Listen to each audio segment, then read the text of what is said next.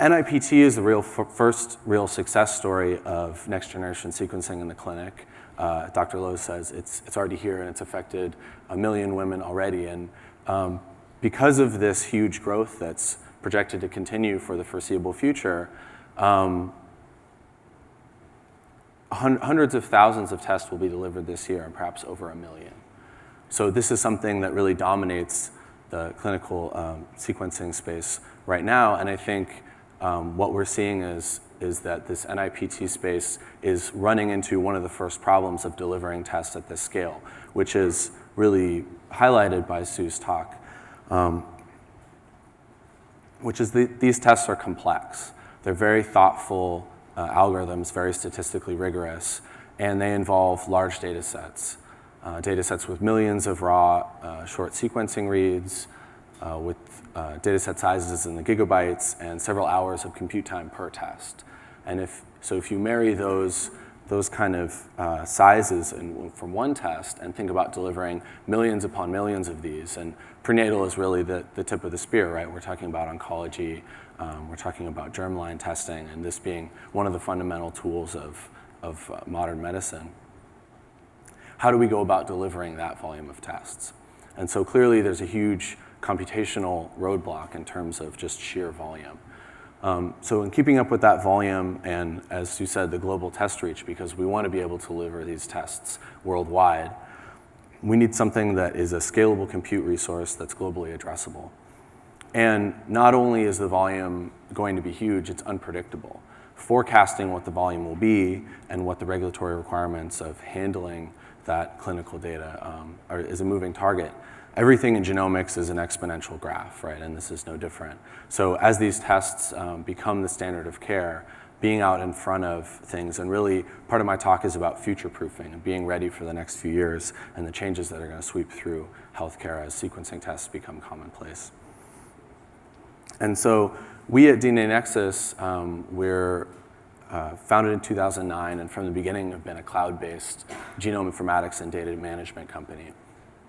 And so we've thought a lot about this problem and have developed a compute platform for really addressing this issue and delivering on the promise of genomic medicine. So when we built this platform and thinking a lot about the problems I just showed you in the previous slide, we came up with 3 pillars that we wanted to have in our platform to address this problem. And the first thing that comes up when anyone thinks of clinical sequencing is security, is making sure this is human genetic data, making sure that it's secure and complies with all regulations. And so our approach has been to take the entire constellation of regulatory requirements that are out there now, find the union of them, and implement something that really addresses them all. And this turns out to be an internationally recognized standard called ISO 27001. And this is something that we've baked into the platform from the beginning and have been independently audited and certified to comply to. And that allows us to handle this data securely. The second is speed.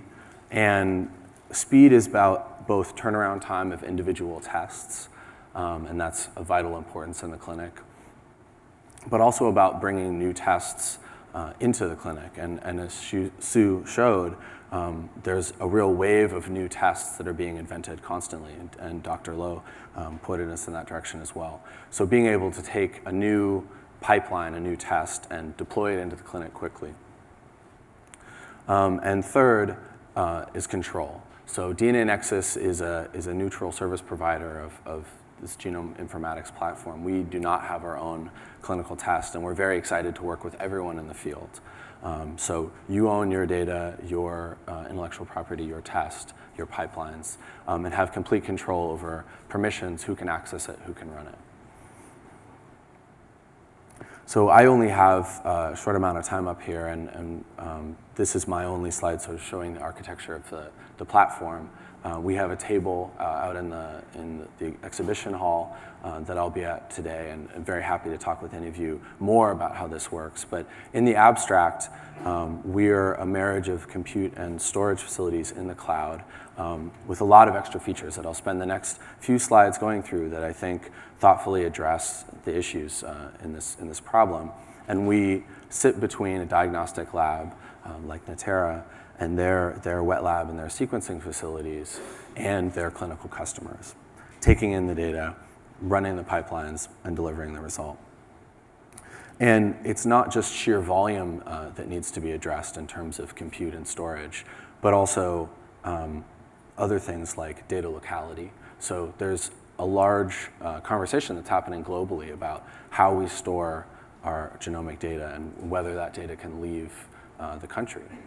And so many countries are having this discussion now, and we have a wonderful partner in Amazon who provides the cloud hardware that we run our platform on. And they've built data centers around the world, in Europe, China and Southeast Asia, South America and North America. And partnering with them really allows us to control data locality and, in again, that theme of future-proofing, allow us to comply with any laws that are passed in the coming years. Pipeline versioning is another one, which is that it's vitally important that pipelines, as they're developed and submitted for IVD approval and also just run in production environment, are strictly versioned, that exactly the same thing is running for all tests. And this is a first-class concept in our platform, to package tools as something that cannot be changed and that's enforced by the system. The third one is that this volume and the fact that NIPT tests are really here and other tests are in the wings means that we're on the critical path for our partners between their lab and their clinical customers. And we take that very seriously and sign service level agreements with our partners in terms of guaranteeing uptime and round-the-clock on-call support. And finally, complying with regulatory requirements. This is really a key hurdle, I think, in informatics in the clinical space. And so this ISO 27001 allows us to address HIPAA, CAP, CLIA, the long list of things that Sue put up on her slide that rightfully are in place to safeguard these data. And to that end, we sign BAAs with our testing partners in order for them to store protected health information on the platform. So I have one more slide talking about other things that we've come up with in thinking about this problem, and then a final vision of what we think is the next generation of delivering clinical sequencing tests.